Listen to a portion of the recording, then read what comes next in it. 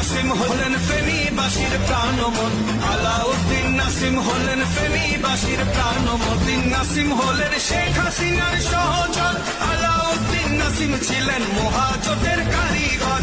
আলাউদ্দিন নাসিম হলেন শেখ হাসিনার সহচর, আলাউদ্দিন নাসিম ছিলেন মহাজোটের কারিগর। আলাউদ্দিন নাসিম হলেন ফেনীবাসীর দুনয়ন, আলাউদ্দিন নাসিম হলেন ফেনীবাসীর দুনয়ন।